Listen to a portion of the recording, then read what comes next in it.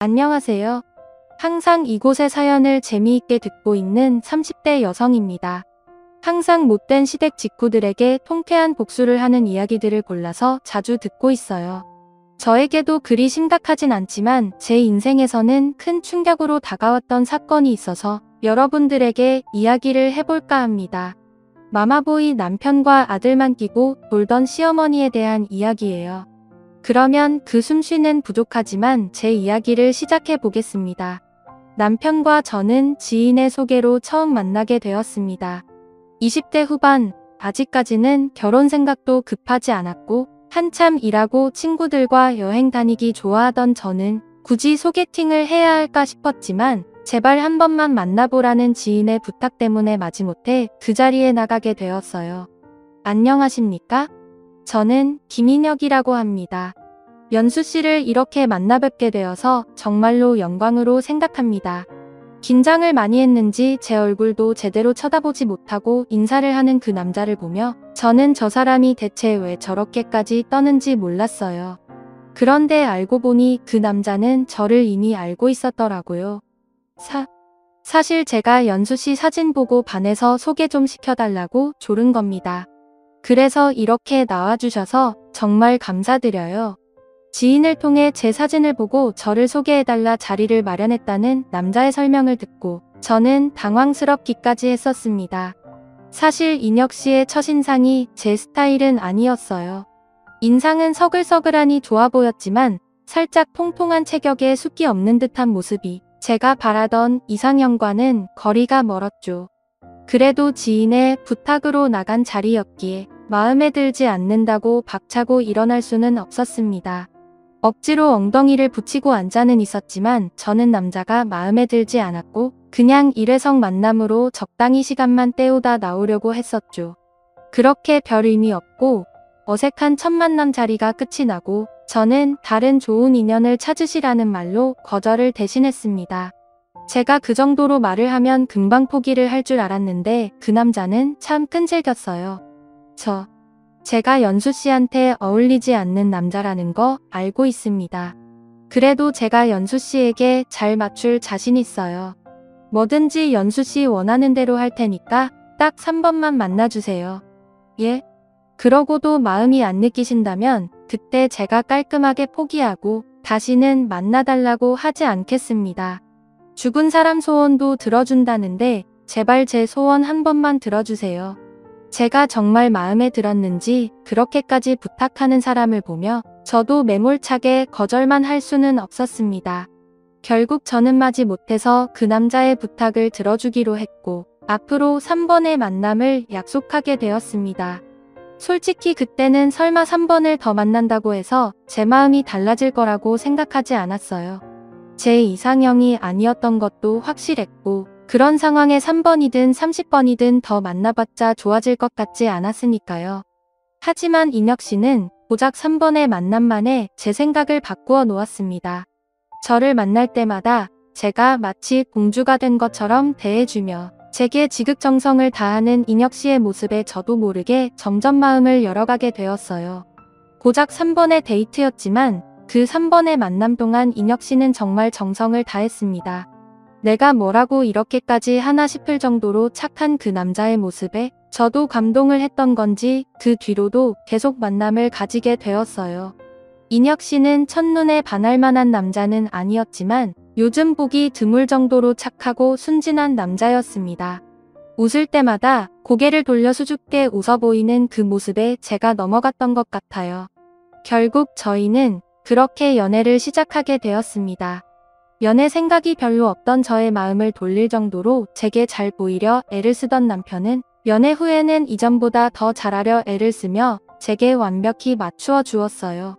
처음 연애를 할 때 제게 궁금한 게 많다며 이것저것 사소한 것까지 묻던 남편은 이후로 제 음식 취향, 성향 심지어는 제가 좋아하는 향수의 느낌까지 신경 쓰면서 말 그대로 저를 위한 남자가 되어갔죠. 옷 샀어 이거 내가 좋아하는 색인데 예쁘다.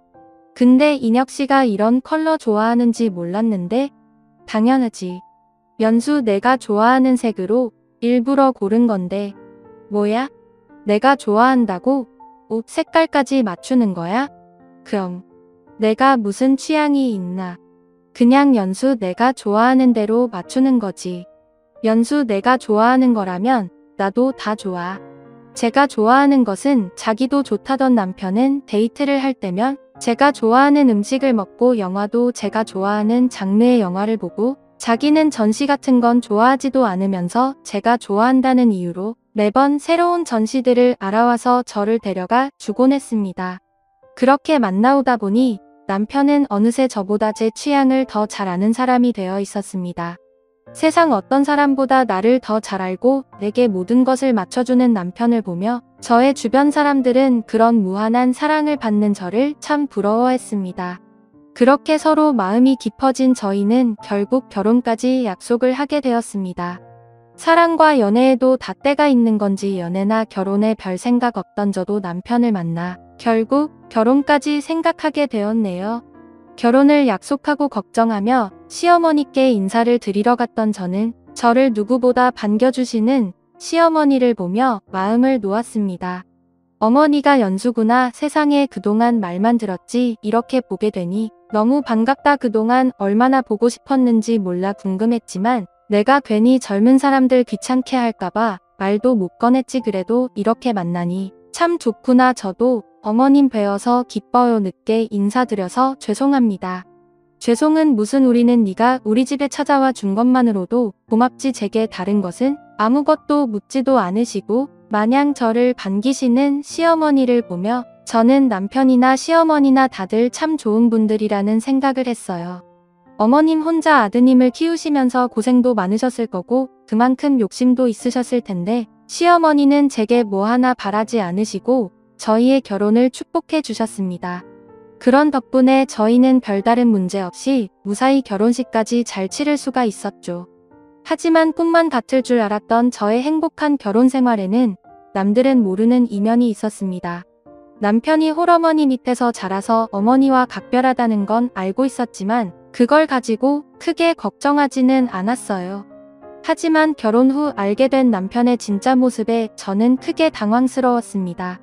분명 결혼식까지는 제 의사대로 따라주고 별말 없던 남편이 정작 결혼 후에는 제 말이 아니라 어머님 말씀을 들으면서 사소한 것 하나까지 어머니에게 물어보며 어머니가 시키는 대로 하려 하는 겁니다. 오빠 본과금이 미납이라는데 알고 있었어? 아, 그거 내려고 했는데 깜빡했네. 내가 저번에 계좌이체 신청해 놓으라 그랬는데 안 했어? 계좌이체 해두면 매번 안 내도 되잖아. 아, 그게 있잖아. 내가 엄마한테 물어봤는데 계좌이체 해두면 가끔 2번 빠져나가거나 잘못 이체되는 경우가 있대. 그런 건 매번 일일이 확인하고 해야 한다고. 엄마가 하지 말래. 뭐 그걸 뭐하러 어머님께 물어본 거야? 엄마가 우리보다 더 잘 아니까 물어본 거지. 알고 보니 남편은 너무나 심각한 마마보이였어요. 뭐 이런 걸 물어보나 싶을 정도로 사소한 것 하나하나까지 다 시어머니에게 물어보고 실천을 하는 성격이었던 거죠. 처음에는 중요한 것도 아닌데 그렇게까지 하는 게 이해되지 않았지만 남편이 여태 살아온 습관이라기에 이해를 하려 했습니다. 결혼 전 습관이니 결혼하고서는 천천히 고쳐가면 될 거라고 생각했거든요. 그런데 남편의 의존도는 제 생각보다 심각한 수준이었어요. 말을 하려면 자기 얘기만 하면 될 것을 심지어는 제 얘기까지 모두 전해서 남편은 별것 아닌 것부터 부부 사이에만 나눠야 할 중요한 일까지 모두 시어머니에게 전달하고 있었습니다. 연수, 너희 집에 둘밖에 없다고는 하지만 잠잘 때는 옷도 바지도 입고 자야 한다. 여자는 착오로 하체랑 배가 따뜻하게 지내야 해네? 아니, 인혁이한테 물어보니까 매번 자기 전에 덥다면서 바지를 벗거나 반바지를 입고 잔다며. 그거 좋지 않아. 내가 애도 빨리 가지고 싶다며. 그러면 더 내 몸에 신경을 써야지. 그리고 너희 부부 관계하는 날은 내가 받아와 주마. 내가 잘 아는 용한 사람이 있는데 그 사람이 받아준 날 애를 가지면 아주 똘똘한 애가 나온단다. 어머니 감사하지만 그런 건 저희 부부가 알아서 할게요. 너는 아줌마가 되고도 이런 말이 민망하니? 나도 너처럼 똑같은 여자고 아는데 뭘 이런 거 가지고. 그리고 그 평일에는 부부 관계도 좀 삼가하고 그래라. 인혁이나 너나 회사 생활하는데 피곤하면 어떡하려고 그래. 어머니, 인혁씨가 그런 말도 다 해요. 뭐, 부부 관계가들이 그런 걸 엄마한테 이야기할 수도 있지. 그게 이상하니? 아까도 말했지만 뭘 이런 거 가지고 민망해하고 그러니? 그리고 우리 아들은 엄마한테 뭐든지 말하는 효자야. 효자 살림과 다른 이야기는 부모 자식 간에 이야기할 수 있다고 생각했어요. 그런데 부부만 알아야 하는 다른 사람들에게 말하기 민망한 내용들까지 남편은 어머님에게 고지고대로 이야기하고 있었죠. 그뿐만이 아니었어요. 저희 친정일까지 할 말 안 할 말 가리지 못하고 모두 시어머니에게 전했고, 남편에게서 제 소식을 전해 듣던 시어머니는 저의 일거수일투족을 감시하듯 제게 잔소리를 하셨습니다. 남편이 시어머니에게 가리는 말이 없다 보니 시어머니는 사사건건 저희 일에 참견하며 저를 피곤하게 만들었죠. 기가 막혔던 저는 남편에게 크게 화를 내며 따져 물었습니다. 오빠 뭐야, 대체 어머니한테 무슨 얘기까지 전하는 거야? 어머니가 어떻게 우리 사이의 일이며 내 개인적인 얘기까지 다 알고 계셔? 아니, 엄마랑 얘기하다 보니까 나도 모르게 얘기가 나와서. 그리고 중요한 일은 엄마도 알고 있어야지. 뭐 그게 왜 중요한 일이야?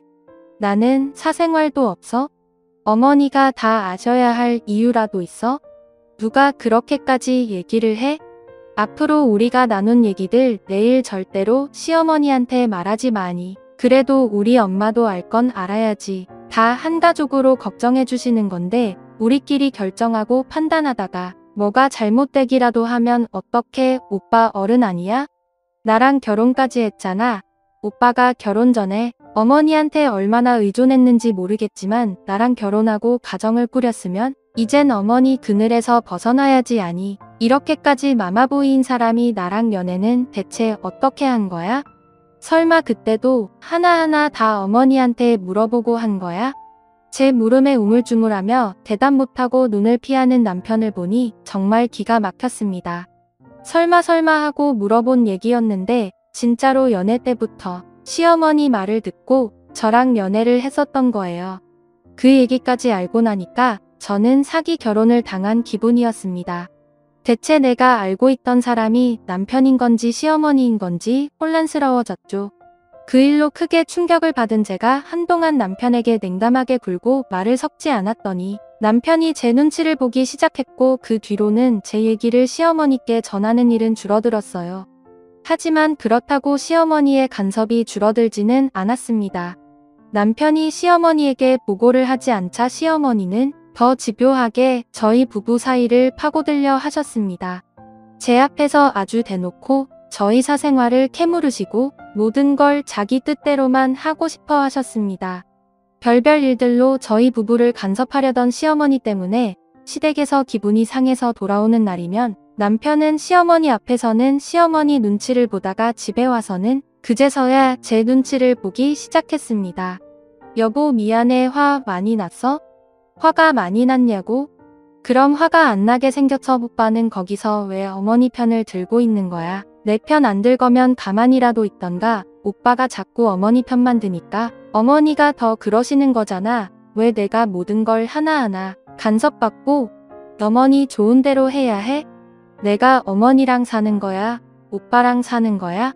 아니 그럼 어떻게 엄마 앞에서 자기 편 들면? 엄마가 화낼 거 아니야. 나는 화 안 내. 지금 내가 내는 건 뭐 투정으로 보여? 미안해 자기야, 내가 잘못했어. 화 풀어. 응, 나도 우리 엄마 감당이 안 돼서 그래. 앞에서 싸워봤자 좋을 게 뭐가 있어. 다 우리 위해서 그런 거지. 엄마 편만 든 건 아니야. 우리 엄마 성격 알면서 그래. 응 그래. 근데 그렇다고 이렇게 밑도 끝도 없이 다 맞추기만 해야 하냐고. 나는 무슨 성격 없어? 자기는 착하잖아. 미안해, 내가 자기 가지고 싶다고 했던 가방 사줄게. 한 번만 화 풀어. 응 그런 식으로 시어머니 때문에 싸우는 날이면 남편은 뒤늦은 선물 공세와 애정 표현으로 제 기분을 애써 풀어주려 했습니다. 앞뒤 태도가 다른 남편의 모습이 섭섭했지만 그땐 남편도 시어머니와 제 사이에서 힘들 거라 생각하며 나름의 처세술일 거라고 이해하고 넘어가려고 생각했어요. 남편이 시어머니 편을 들기는 하지만 여전히 저를 사랑했고 둘만 있을 때는 저한테 정말 잘했거든요. 그런 와중에 제게 스트레스가 되는 일은 또 하나 있었습니다. 바로 임신 문제였어요. 결혼을 하고 빨리 아이를 가지고 싶었던 저는 임신을 위해 노력을 해왔지만 임신이 바로 되지 않았습니다. 물론 좀 더 기다려봐도 되겠지만 저는 혹시나 싶은 마음에 혼자 병원에서 검사를 받아 보기도 했어요. 다행히 제게는 아무 문제 없다고 했지만 저는 혹시 남편에게 다른 문제가 있는 건 아닐까 걱정이 되었죠. 아직 그렇게 걱정할 정도는 아니지 않아 기다리면 찾아오겠지. 자기가 너무 마음이 급한 것 같아. 그래도 혹시 모르잖아. 나는 검사 받아봤는데 아무 문제 없대. 혹시 모르니까 오빠도 받아봐. 아니면 나랑 같이 가던가. 꼭 그렇게까지 해야 하나? 에휴 알았어. 내가 회사 점심에 다녀올게. 그 뒤로 점심시간 일쪽에 혼자 병원에 갔다던 남편도 별다른 문제가 없다는 얘기만 제게 전했습니다. 그런데도 결혼하고 내내 기다리던 아이 소식이 계속 들리지 않자 이번에도 시어머니가 잔소리를 시작하셨습니다. 아이가 생기지 않는 원인을 저에게서 찾고 싶으신 건지 또 제가 하는 것들을 간섭하려 하셨죠. 너 찬 거 마시지 마라. 너 자꾸 찬 거 마셔서 애가 안 생기는 거 아니니? 그래 요즘 불임 많다잖아. 다 그게 찬 커피 마셔서 그러는 것 같네. 어머니 그럼 대한민국 직장인들은 다 불임이게요? 얘 너 너무 많이 먹는 거 아니니? 그러고 보니까 너 결혼하고 살찐 것 같다? 살찌면 임신 안 된다는데 조심 좀 해라. 어머니 저 성인 된 이후로 살찐 적이 없어요. 결혼하고도 더 빠졌는데요. 그래? 근데 왜 이렇게 부어 보이니? 나이가 들어서 그런가? 그거에 비하면 우리 아들은 왜 이렇게 살이 빠졌을까? 홀쭉한 것이 너무 안쓰러워 보이네. 어머니는 제가 찬 커피를 먹어서 살이 쪄서 임신이 안 되는 거라며 또 제 탓만 하셨습니다. 하지만 오히려 결혼 이후 살이 찐 건 제가 아닌 남편이었어요. 저야 시어머니가 그렇게 스트레스를 주시는데 살이 찔 틈이 있나요?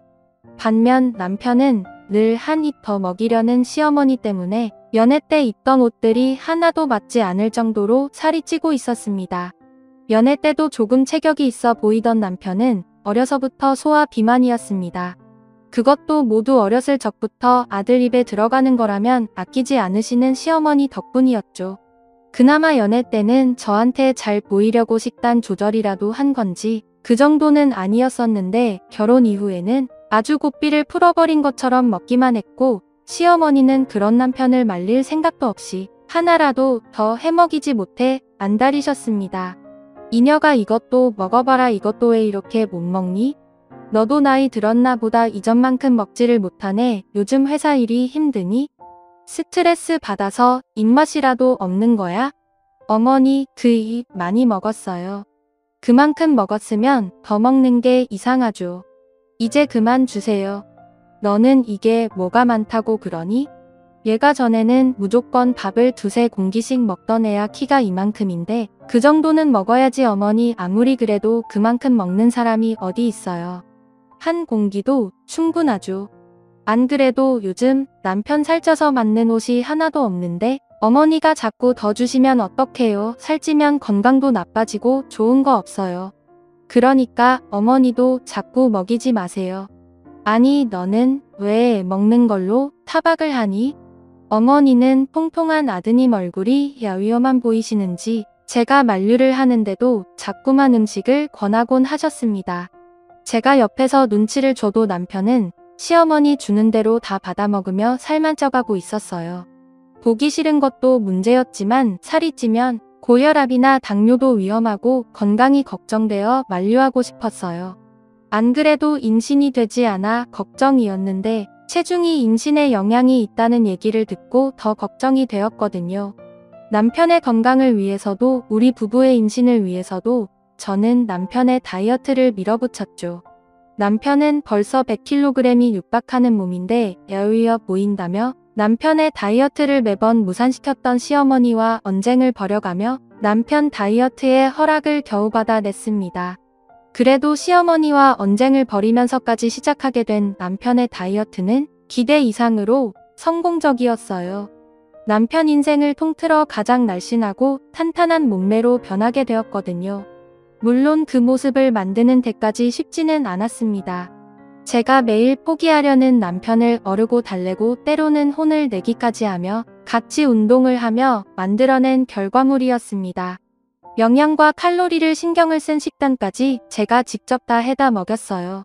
거기다 저 몰래 다이어트에 도움이 안 되는 음식을 남편에게 해다 먹이려고 하는 시어머니를 막으려 제가 매일 같이 감시를 해야 했어요. 남편의 회사 사람들로부터 다른 주변 사람들 모두 변한 남편의 모습을 보면서 그제서야 인물이 훤하다고 건강해 보인다며 긍정적인 소리들을 해주었죠. 그런 남편의 모습에 유일하게 꾸안한 모습을 보이고 있던 사람이 시어머니였습니다. 살에 파묻혀 있던 외모의 건강까지 잡은 남편의 모습을 비쩍 마르고 야위었다며 앓는 소리를 했어요. 건강하게 변한 남편의 긍정적인 소식 말고도 또 하나의 기쁜 소식이 저에게 찾아왔습니다. 남편의 다이어트가 성공하고 시간이 어느 정도 지났을 무렵 유독 회사 일을 하면서 졸리고 피곤했어요. 그때는 단순히 식곤증이나 남편에게 신경을 많이 쓴 탓이라고 치부했죠. 그런데 매달 정확한 주기로 하던 월경이 늦어지고 있었어요. 그것 말고도 좀처럼 보이지 않던 몸의 변화가 느껴졌어요. 처음에는 임신을 생각하기보다 혹시 몸에 문제가 생긴 게 아닐까 걱정을 하며 제 증상들을 인터넷에 검색하게 되었죠. 그리고는 제 증상들이 임신 초기의 증상임을 알게 되었습니다. 임신을 하려 노력은 하고 있었지만 좀처럼 소식이 없는 이유로 기대를 하지 않고 있던 저는 두모자에게 알리지 않고 혼자 회사 점심시간을 이용해 산부인과를 찾게 되었습니다. 괜한 기대를 하면 실망만 더 크게 할 것 같아 검사를 받기 직전까지 아무런 생각을 하지 않았어요. 그런데 의사분에게 초음파 검사를 받으면서 제가 꿈에 그리던 말을 듣게 되었습니다. 바로 임신 소식이었죠. 결혼을 하고 계속해서 바라던 아이였는데 다이어트를 열심히 따라와 준 남편과 저의 노력으로 소중한 아이가 찾아와 주어서 너무 기뻤습니다. 마음 같아선 당장의 시어머니와 남편에게 이 기쁜 소식을 알리고 싶었지만 깜짝 놀라게 해주고 싶었어요. 남편의 건강과 다이어트 때문에 필사적으로 몸에 좋지 않은 음식을 막아왔던 저였기에 갑작스레 먹고 싶은 음식을 모두 모아 먹자는 제 제안을 두모자 모두 이상하게 생각했습니다. 아이가 생겼다는 제 이야기를 듣고 기뻐할 남편과 시어머니의 모습을 상상하니 어서 빨리 퇴근을 하고 싶었어요. 근무를 하는 내내 컴퓨터의 시간만 보며 퇴근 시간을 기다리게 되었고 5시 정각이 되는 시간에 맞춰 불이 나게 시댁으로 가게 되었습니다. 어머니 저 왔어요. 너 옷도 안 갈아입고 바로 온 거야? 아니 무슨 일이길래 이렇게 급하게 온 거니? 별일 아니에요. 그냥 인혁씨가 다이어트 한다고 고생도 했고 어머님께서도 아들 마음껏 먹이지 못하셔서 속상하실 것 같아서 겸사겸사 자리를 마련하려고요. 그래 잘 생각했어. 내가 너 때문에 말은 못했지만 우리 인혁이 매력이 풍채에서 나오는 남자다움이 아니니 남자가 그렇게 마르면 밖에서 힘도 못 써요. 이제부터라도 우리 인혁이 원하는 대로 먹이고 살자. 그때 저는 시어머니 입에서 무슨 이야기가 나와도 좋았습니다. 퇴근하면서 사온 음식 재료들로 콧노래까지 부르며 음식을 하게 되었고 오랜만에 아들에게 마음껏 먹일 수 있다는 생각에 남편과 시어머니가 좋아하는 음식을 하고 있었죠. 그 외에도 두 사람이 좋아하는 배달 음식까지 시켰기에 주방에 있는 식탁에 말고 거실에 따로 상을 펴야 했어요. 일을 마치고 온 남편도 한순간 변한 제 모습을 보고 무슨 일인가 싶어 눈치를 보고 있었죠. 기분이 날아갈 듯 좋은 제 모습을 보고 금방 안심을 하게 된 남편은 간만에 포식하게 생겼다며 옷까지 갈아입고 먹을 준비를 하고 있었습니다. 임신을 성공하니 그런 남편의 모습까지 모두 다 좋았어요. 정말 한상 떡 벌어지게 차린 음식들로 흥분 상태인 남편과 시어머니와 같이 모두가 즐겁고 맛있는 식사 시간을 가지게 되었습니다. 어느 정도 식사를 마칠 때쯤 분위기를 보던 저는 제 임신 소식을 두 사람에게 알리게 되었죠. 아내로서, 며느리로서 제가 할 말이 있어서 이렇게 모두가 즐거운 시간을 만들었습니다. 어쩐지 평범한 날은 아니다 싶었어. 당신 승진한 거야? 아니면 보너스라도 받았어? 아, 당신 로또 됐구나. 아니야, 그보다 더 좋은 거야. 당신한테도 어머님께도 도대체 뭐길래 이렇게 뜸을 들이냐? 어서 말해봐라 어머님. 여보, 저 임신했어요. 요즘 통몸이 이상해서 문제라도 있나 싶어서 오늘 산부인과에 갔는데 글쎄 임신이래요. 아직 3주차라 조심해야 한다는데 어떻게 저 혼자만 이 소식을 알고 있겠어요. 여보, 드디어 당신도 아빠가 된 거야? 어머님, 제가 예쁜 손주 보여드릴게요. 그 기쁜 소식을 듣고도 난리를 피우고 있는 건 저 혼자였습니다. 무슨 일인지 남편과 시어머니는 얼굴이 굳어가며 임신 소식에도 반응을 하지 않고 있었어요. 내가 너무 갑자기 말해서 다들 놀라셨어요? 밥 먹기 전에 말해야 했나? 제 물음에도 아무런 말이 없던 시어머니와 남편은 서로 눈짓을 하며 사인을 보냈죠. 아니, 너무 놀라서 그런 거지. 근데 당신 정말 임신 맞아? 다른 병원 가서 확인해 봐야 하는 거 아니야? 그때는 그렇게 노력해도 안 되던 임신이 갑자기 무슨 소리야? 오늘 내가 직접 산부인과 가서 초음파로 확인했다니까? 여기 사진도 있잖아. 그래? 그래도 또 모르지, 의사가 잘못 확인했을 수도 있고 혹시 당신이 처음에 생각한 것처럼 혹이나 그런 문제를 잘못 봤을 수도 있고 이왕 확인하는 거 확실하게 한 번 더 확인해보자. 뭐 사진까지 있는데 믿지를 못하겠다고? 인혁이가 뭐 아니, 확실히 확인해 보려고 하는 거니까 지금 당장 확인을 해보자는 거지. 무슨 말인지 모르겠지만 초음파 사진을 보여줘도 믿지 않는 두 사람은 굳이 지금 확인을 해야겠다며 야간 진료가 있는 산부인과까지 찾아 확인을 하자고 했습니다. 그때까지도 영문을 몰랐던 저는 단순히 두 사람이 괜한 실망을 하고 싶지 않아 재차 확인을 하고 싶어 한다 생각했어요. 그렇게 도착한 산부인과에서도 야간에 임신검사를 받으러 온 저희를 이상하게 봤어요. 병원 내 주위를 둘러보아도 다들 급한 문제로 온 임산부들이 많았지. 저처럼 검사를 굳이 야간 진료 시간까지 받으러 온 사람은 없었죠. 그렇게 검사 예약을 하고 진료를 받게 되었습니다. 의사 선생님과 함께 검사실로 가족 모두 몰려가 확인을 하게 되었죠. 너무나도 당연하게도 초음파 화면에는 이전 사진과 같은 아기의 모습이 보였습니다. 의사 선생님도 그 화면을 정지시켜 남편과 시모에게 보여주고 3, 4주차 되어 보인다며 설명까지 해주었어요. 이쯤 확인이 되었으면 기뻐할 만도 한데 시모와 남편의 얼굴은 더 굳어져 있었습니다. 저와 가족들에게 다른 설명을 위해 진료실로 의사 선생님이 가게 되자 곧바로 시모가 제 머리채를 잡고는 쥐어뜯기 시작했습니다. 어머님 아파요. 도대체 왜 이러세요? 왜 이러세요? 인연이 보자 하니까 누굴 바보로 하나 나랑 내 아들이 그렇게 쉽게 보여? 내가 먼저 선수 쳐서 임신했다고 하면 잘했구나 하고 축하라도 해줄 거라 생각한 거야? 이 요망하고 뽀얀 것이 무슨 말씀이세요? 이거 좀 놓고 이야기하시라고요. 여보, 당신 어머니 좀 말려봐. 내가 엄마를 왜 말려? 당신 어떻게 이럴 수 있어? 나만 사랑할 것 같이 말하고 행동해놓고 애초에 나 다이어트 시키려고 했던 게 당신 바람피는데 내 눈 돌리려고 했던 거야? 당신이 바라는 대로 한 나한테 이런 기만한 모습을 보여주려고 한 거냐고? 어떻게 나랑 엄마한테 딴 놈이를 가져놓고 보란듯이 우리 아이라고 보여줄 수 있어? 도대체 무슨 말이냐고. 바람을 피다니 병원까지 와서 확인해놓고 당신 아이가 아니라니 이것 좀 말려보라고. 나 무정자증이야. 당신이 검사 받으라고 병원 간 날 내가 아이를 가질 수 없는 무정자증이라는 걸 알았다고. 나도 충격이었고 아이를 누구보다 바라는 당신한테 차마 말할 수 없었어. 나도 끝까지 숨기려고 했던 건 아니야. 엄마가 바로 이야기하지 말라고 해서. 나도 괴로웠다고. 당신을 속이는 게 그래도 언젠가는 이야기하려고 했어. 우리 사이가 좀 더 확실해질 때까지. 근데 어떻게 엄마랑 나한테 임신을 했다고 속일 수가 있어? 내가 당신한테 무정자증이라는 걸 속이긴 했지만 이건 도덕적으로도 내가 당신을 속인 것과는 전혀 다르잖아. 그래, 내가 우리 모자를 아주 물로 본 거지. 사람을 속이려면 뭘 좀 알고 속이던가. 이제 다 필요 없고 우리 아들한테 피눈물 흘리게 하는 인연 오늘 너 죽고 나 살자. 너 오늘 제삿날이야. 검사실 정리를 위해 왔던 간호사가 말려도 봤지만 소용이 없었어요.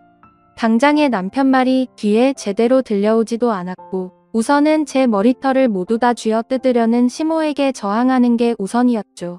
저는 아파서 소리를 지르고 시모는 악을 쓰고 남편은 울먹이는 난장판 상황에 간호사를 따라 들어온 의사 선생님께서 한마디를 하셨죠. 이러지들 마세요. 이러지 마시라고요. 다들 그만. 차분한 성격의 의사 선생님께서 소리를 지르자 순간 검사실에 있던 우리 모두가 얼음이 되었습니다. 다들 병원 검사실에서 뭐 하시는 거예요?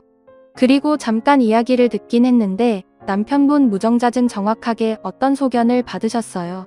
네? 무슨 소견은? 그냥 무정자증이죠. 무정자증이라고 해도 어떤 상황인지 담당 전문의께서 설명을 해주셨을 거 아니에요. 그때 너무 충격적이라 무정자증이라는 소리 듣고 멍해서 여기서들 이러지 마시고 우선 당장 남편분 데리고 검사받은 병원 다시 가보세요.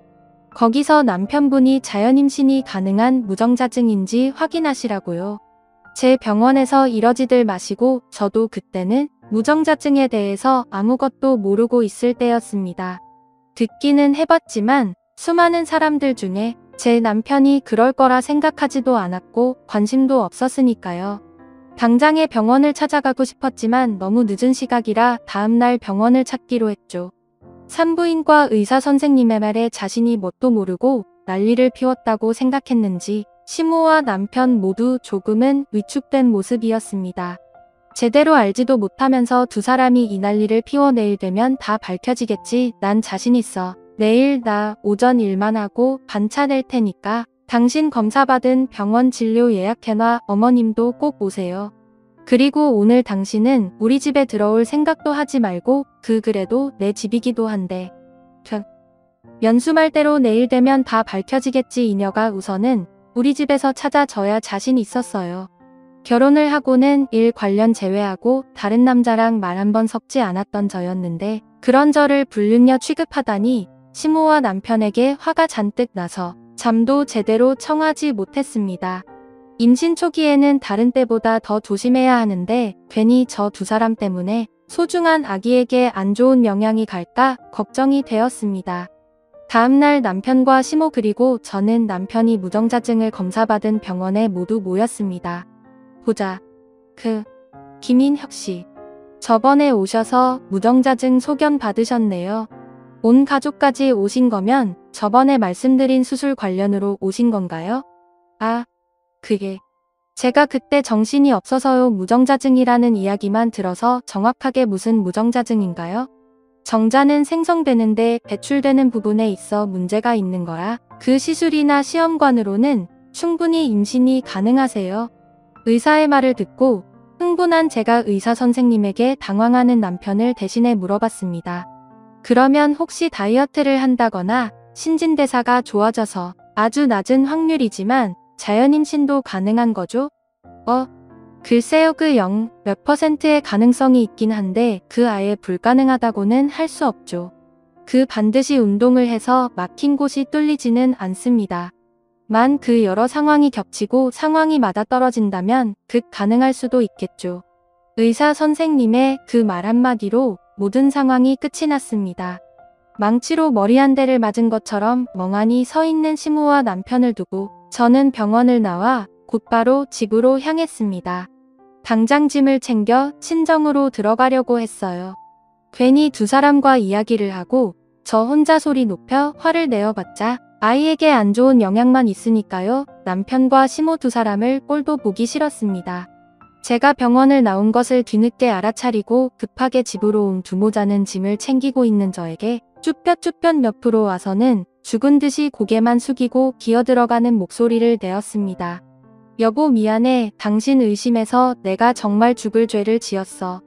나도 당신도 아기를 많이 기대했으니까 내 입장에서는 나 때문에 애를 못 가지게 되는 게 충격이라 다른 설명은 듣지도 못했어. 물론 그렇다고 당신을 의심한 내가 나쁜 놈이야 죽일 놈이라고. 그래 연수야 나도 어제 너무 흥분해서 너한테 잘못을 했다. 어른이 돼서 차분히 생각을 먼저 해야 했는데 미안하다. 내가 다 잘못한 거다. 듣기 싫고요.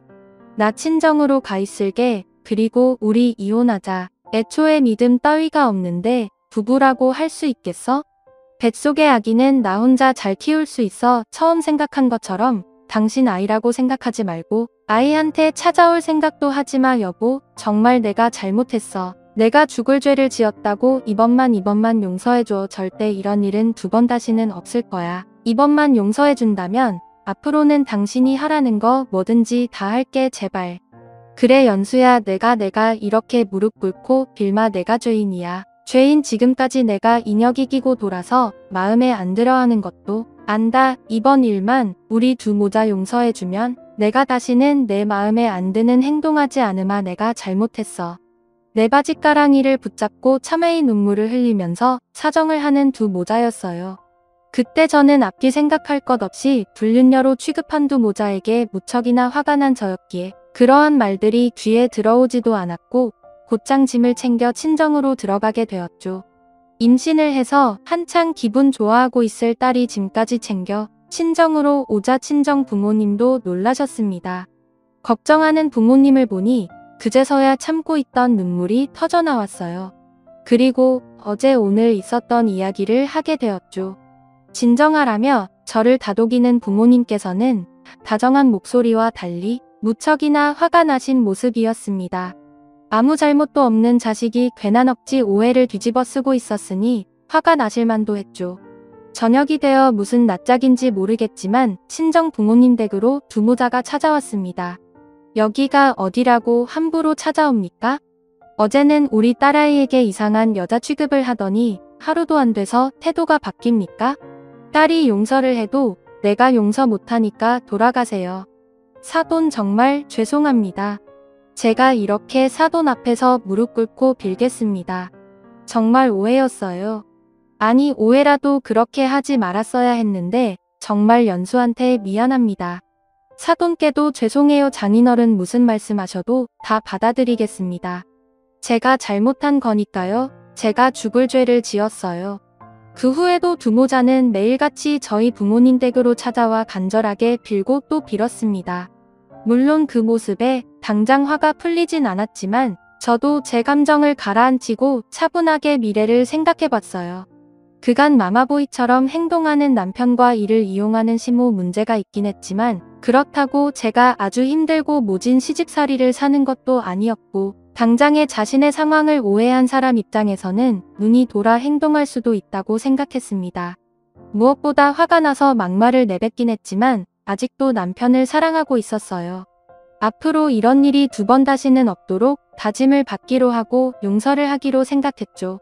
나올 생각을 하지 않는 저를 기다리고 있는 두 모자를 만나러 집 앞으로 나왔습니다. 여보 나 정말 반성 많이 해. 이번만 용서해주면 당신이 죽으라면 죽고 살라면 살고 뭐든지 다 할게. 연수야 나도야. 앞으로 뭐든 내 말만 들으마. 말로만 해서 무슨 약속이 되겠어요. 또 어떻게 말을 바꿀 줄 알고요. 이미 불륜녀 취급까지 받았는데요. 아무리 생각해도 괘씸하지만 이번만은 오해라고 생각하고 용서해드릴게요. 단 각서를 받아야겠어요. 각서 100장, 1000장이라도 쓸게. 당신이 하라는 대로 다 하고 추상적인 각서 내용은 법적으로도 소용이 없을 것 같아서 저는 두 모자에게 제대로 겁을 주려고 법무법인 회사까지 찾아가서 법적으로도 효력이 있는 각서를 작성하게 되었습니다. 해당 사항을 어길 시 저에게 유리한 조건들로 작성을 하고 공증까지 받게 되었죠. 그 이후 두 모자는 제 말이라면 고지고대로 받아들이고 있어요. 남편은 더 이상 마마보이처럼 행동하지 않고 시모도 제 눈치를 보며 괜한 심기를 건드리지 않으려 행동을 조심하고 계시죠. 제 말에는 아예 토를 달지 않게 생각하는 것 자체를 바꿔버렸습니다. 지금은 남편과 저 그리고 태어난 아이 세 식구가 행복하게 지내고 있습니다.